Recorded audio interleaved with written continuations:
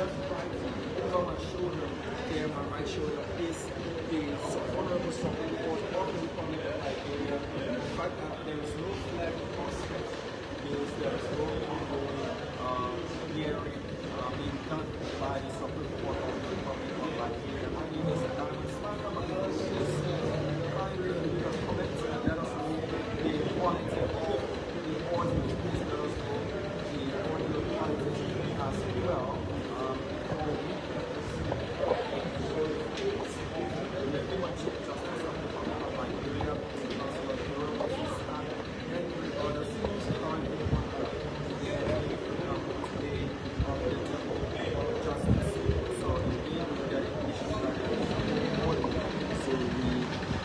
Going to tweak that.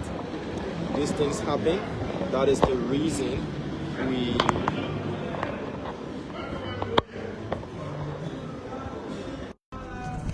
Alright, so please let us know the quality of the audio.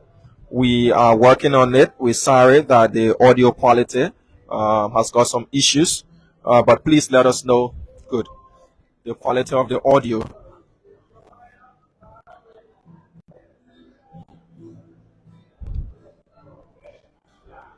Alright, so from your comments, we will know that the audio is good or not, but we also following. Just leave a comment and let us know how good the audio quality is. Nancy Bala says it's better now. J. Franklin M. Vama says the audio is better now. Joe Play says it's better. Alice Croman says it's low. Alice, kindly listen again and let us know. All right. Lawrence Wisa says it's improving. All right. Edwin Kendrick Colley Sr. says the audio is good.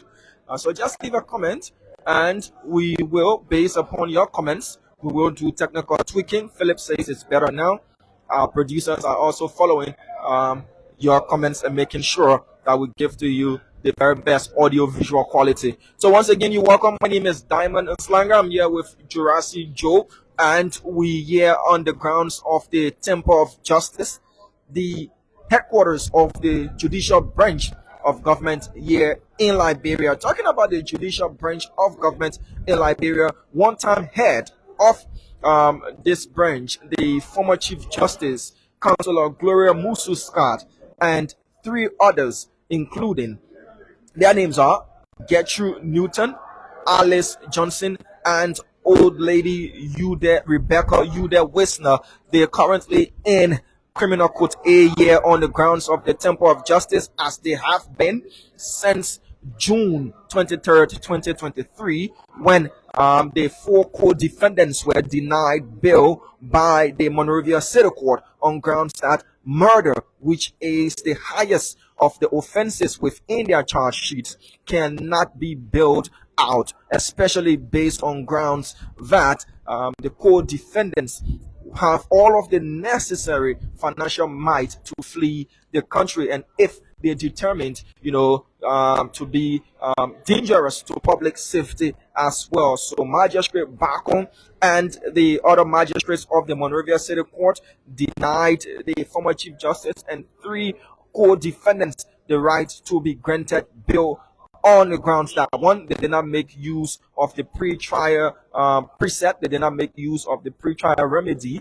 to determine whether or not there was probable cause by the government to have them indicted for the crimes of murder, criminal conspiracy, and making false statements to law enforcement officers. Well, that was on the 23rd of June. They were then remanded, pre-trial detention, sent to the Monrovia Central Prison, known in Liberia popularly as South Beach. They remain languishing behind bars from the 23rd of June up to the 28th of August on that Monday morning, when the official trial began here in Criminal Court A. Since then, there's been, the issue of provision of witnesses, expert witnesses, subpoena witnesses, and we'll run you through everything that has been happening since day one of this trial involving the former Chief Justice of the Republic of Liberia, Councillor Gloria Musu Scott, Gertrude Wisner, Alice Johnson, Gertrude Newton, Alice Johnson,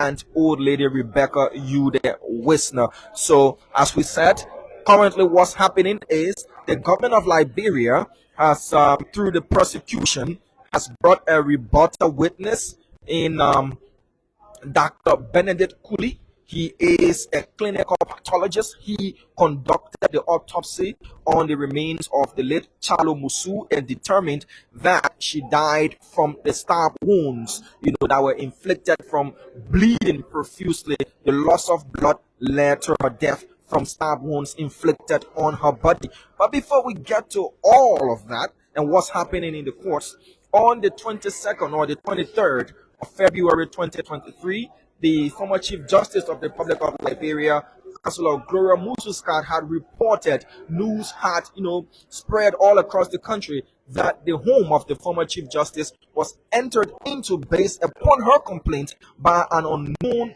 person or persons, and whilst in the process of facing the intruder, the late Cllr Musu was stabbed and she died. Based on that, she and her family became the subjects of sympathy in the country, with the case taking not just a legal term but a political tune as well, when it was being speculated that what occurred at the home of the former Chief Justice had a political undertone. It was politically motivated, and in fact the former Chief Justice was the intended target. But based on the interaction of Cllr Musu, who had come presumably or reportedly to the defense of her mother, she then interacted or had a confrontation with the alleged or reported assailant, and she was stabbed and died. That narrative took over the whole country until then the outgoing ruling party's chairman, Councillor that's Moba Molu, and Monrovia City Mayor Jefferson Koji, plus others within the hierarchy of the CDC, then started to alarm that the former Chief Justice knows more than what she said, and she should be the subject of the investigation. The Liberia National Police then invited the former Chief Justice and those involved who were at her house when this incident occurred to the police headquarters for questioning. They were later let go of because probable cause wasn't established. Mayor Jefferson Koji and Valitele, whose name was mentioned by Councillor Jerome Verdier, were also invited at the headquarters of the LNP, subsequently questioned, and they were set free. They were allowed to go without any charges brought forth or brought against them. Fast forward, that was in February.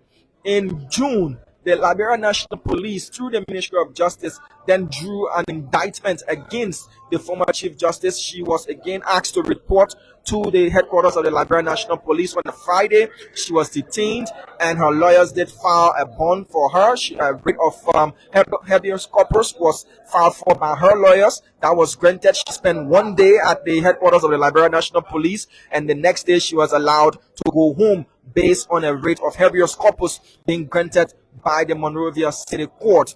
The following day, the Chief Justice again was arrested by sheriffs from the Judicial Branch of the Republic of Liberia. She was then brought to the Monrovia City Court. They were denied bail. She was sent to the Monrovia Central Prison, including the 3 other co-defendants. Then there, the case started to take another turn. Instead of her being a victim or the subject of sympathy, she and the 3 others were now turned into suspects after a grand jury, the grand jury of Monterey County, indicted them on 3 counts: murder, which is the highest, criminal conspiracy, and making false statements to law enforcement officers. So let's run you through so far how this case has been evolving in Criminal Court A. 12 jurors were drawn. Those 12 jurors, it was indeed another tedious process. People gave excuses as to why they didn't want to serve on as juror or as juror or part of the jury. There were others who said their children couldn't be taken care of by anybody else, so they were let go of. There were those who said they had ties to either the former Chief Justice or any of the co-defendants, or even the defense or prosecuting lawyers, and so they were let go of. But eventually the jury selection process did go through, and 12 jurors were selected, including 5 to be alternating, or to be what you want to call standby, but they were to be alternating just in case there is a need for another juror. All of them has been since sequestrated at the downstairs here, or the basement of the Temple of Justice. So the case then took a full legal ship, if you want to put it that way, with the prosecution and defense bring in their witnesses. So let's just run you through witnesses that were brought in. The former Chief Justice herself took the witness stands in November. She said all this was done against them, and what happened was this thing was cooked against them, and she and her family were not involved in any way, shape, or form in what had happened. Rather, they were being targeted. So, Dr. Benedict Cooley, as I said, is a clinical pathologist. He is currently on the witness stand responding to the report from a private pathologist who was brought in by the family of Councillor Gloria Mususcat and the co-defendants. And that private pathologist is Dr. Matthew Okoye. 42 years experience he's got in the business, a forensic pathologist. He conducted his autopsy and said that Cllr Musu had died from blunt force trauma rather than what was stated in the preliminary autopsy report done by Dr. Benedict Cooley, who said she had died from the profuse loss of blood. She lost blood from stab wounds inflicted on her body. Dr. Koye's own autopsy report, and when he took the witness stands, said that Cllr died from blunt force trauma, and that the object that was used to, inflict the stab wounds was not a knife as claimed by the government of Liberia through their pathologists and investigative reports, and that there was the presence of a male fingerprint on her left arm as well. So remember, this is a criminal case, and it should be proven beyond all reasonable doubt that the four co-defendants did conspire, did murder, and did provide false statements to law enforcement officers. If there is a speck of doubt, if the jury is hung and they cannot come up to a unanimous decision as to whether or not the four defendants did commit the crime of murder, criminal conspiracy, or providing false statements to law enforcement, then you might just have a hung jury. But this is far from reaching that conclusion.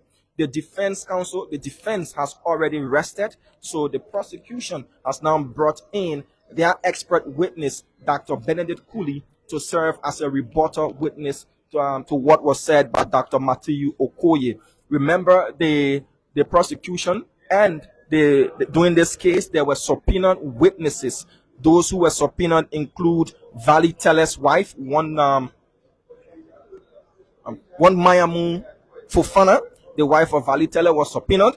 The Monrovia City Mayor, Jefferson Tamakoji, was subpoenaed, as well as Orange and Lone Star Cell GSM companies. They were subpoenaed to provide the call logs and the registration details of numbers that were of interest. And Mayor Jefferson Koji himself was subpoenaed, and he took to the witness stands. When the call log and the registration details of numbers of interest were provided, Mayor Koji's number was found to be registered with a female's name.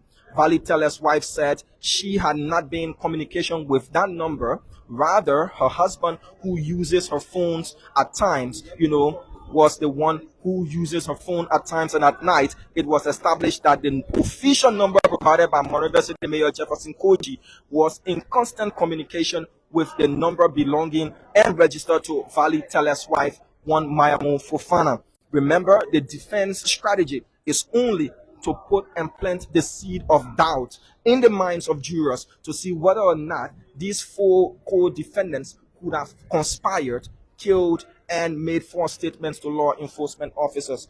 The prosecution's job is to let the jury know that beyond all reasonable doubt that these people on trial are the real culprits, and hence they should be found guilty.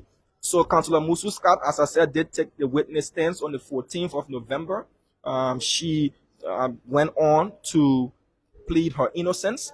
Also, there was only one person who didn't take the witness stands. That is the youngest female in this entire case. She wasn't allowed by their lawyers to take the witness stands as well. So we'll be bringing you details from what is unfolding in the court. We'll take a short break, and when we'll get back, we'll continue this coverage here on the grounds of the Temple of Justice. My name is Diamond Slanger, and I'm here with Jurassic Joe. We'll be bringing you full coverage of what's happening here at Criminal Court A on the grounds of the Temple of Justice. We'll be right back.